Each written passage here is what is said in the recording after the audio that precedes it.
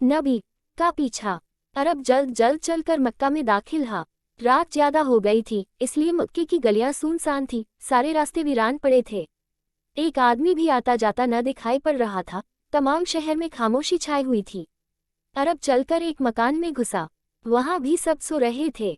वह भी सो गया। सूरज निकलने पर वह उठा, जरूरत से फारिग होकर हरम शरीफ पहुंचा। वहां सैकड़ों बुत परस्त बुतों के सामने झुके हुए थे, उनकी पूजा कर रहे थे। एक और कुछ आदमी बैठे बातें कर रहे थे। उनमें सुराका बिन मालिक भी था। सुराका बहुत बहादुर और फिर कुरैशी सरदार था। अरब उसके पास जाकर बैठ गया। जब वे बातें कर चुके तो अरब ने कहा, सुराका, मैं रात अकलान की तरफ से आ रहा था। मैंने 3 ऊंट सवार जाते देखे, अगरचे अंधेरा था, मगर जब मैंने ध्यान से देखा तो उन्हें पहचान लिया। वह मोहम्मद और उनके साथी थे। सुराका बड़ी तवज्जो से उनकी बातें सुन रहा था। उसे 100 ऊंट का इनाम याद आया। उसने सोचा कि वही क्यों न इस इनाम को हासिल करे। फिर लोगों को मुगालता में डालने के लिए उसने कहा, नहीं, मोहम्मद न थे, वह तो परसों यसरब चले गए। वह कोई और होंगे। अरब ने कहा, शायद मुझे ही धोखा हुआ हो। हाँ, तुमने धोखा खाया है। सुराका ने कहा, मुझे भरोसे के लोगों ने बताया है कि मोहम्मद यसरब चले गए हैं। लोगों ने सुराका की बात पर यकीन करके अरब को झुठला दिया। थोड़ी देर में सब लोग उठ गए। सुराका सीधा घर पहुंचा। घर पहुंचते ही उसने हथियार और घोड़ा अपने गुलाम के हाथ शहर से बाहर भेज दिया और खुद सबकी नजरों से बचता हुआ मक्के से बाहर आया।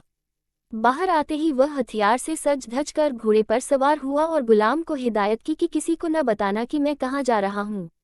मुझे मालूम हुआ है कि मोहम्मद उस तरफ गए हैं और मैं उनका पीछा करने जा रहा हूँ। अगर मैंने उनको गिरफ्तार कर लिया तो आज 100 ऊंट का इनाम हासिल करूंगा। गुलाम ने सर झुकाकर इताअत की हामी भर ली। सुराका रवाना हुआ, पीछा करते हुए घोड़े का जमीनन में धंस जाना। अभी वह कुछ कदम ही चला था कि एक गिद्ध घोड़े के करीब से गुजरा।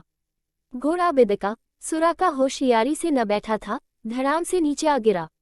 उसे गिद्ध पर बड़ा गुस्सा आया। वह उठा, कपड़े झटकने लगा और गिद्ध को गालियां देने लगा।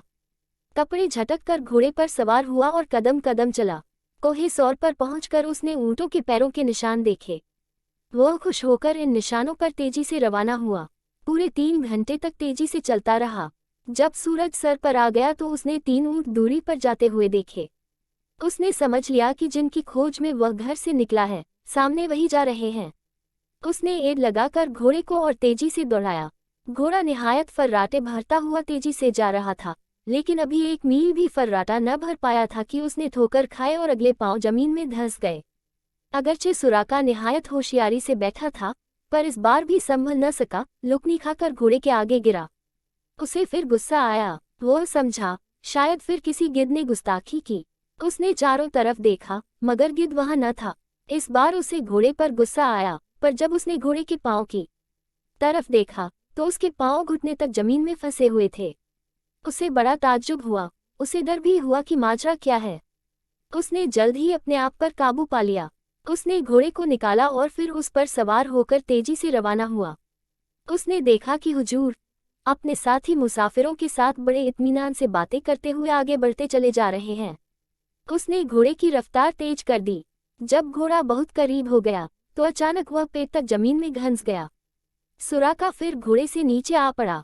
उस पर हैबत छा गई। उसने समझ लिया कि जिनका पीछा करने आया है उन तक पहुंच मुमकिन नहीं है।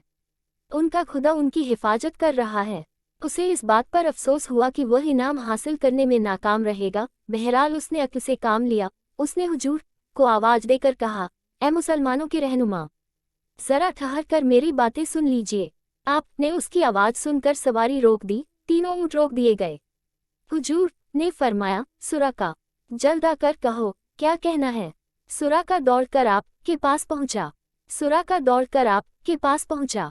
उसने कहा, ए मुसलमानों के रहनुमा, मैं आपको और आपके साथियों को गिरफ्तार करने के इरादे से आया था।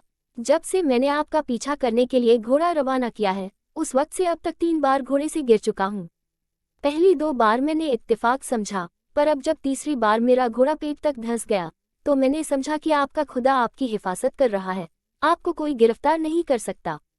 मेरे हुजूर, मुझे यकीन आ गया कि एक न एक दिन आप मक्का के हुक्मरान होंगे। न सिर्फ मक्का के, बल्कि पूरा अरब आपके कब्जे में होगा। इसलिए मैं चाहता हूँ कि आप मेरे घर वालों के लिए अमाननामा लिख दें, ताकि उस मौके पर हम लोग सुकून से रह सकें। हुजूर ने हजरत अबू बकर से मुखातब होकर कहा, इसे अमाननामा लिख दो। हजरत अबू बकर ने ऊंट पर बैठे बैठे ही अमाननामा लिखकर सुराका की तरफ फेंक दिया। सुराका ने उसे एहतियात से अमामा में बांध लिया। ये पहला अमाननामा लिखा गया था। सुराका ने कहा, अब हुजूर आप इत्मीनान से तशरीफ ले जाएं, मैं वापस जा रहा हूँ। जो लोग इस तरफ से आपका पीछा करते हुए आ रहे होंगे, मैं उनको वापस कर दूंगा। हुजूर ने सुराका के इन लफ्ज़ों का जवाब न दिया और रवाना हो गए। सुराका भी अपने घोड़े के पास आया, सवार हुआ और वापस मक्का की ओर लौट गया।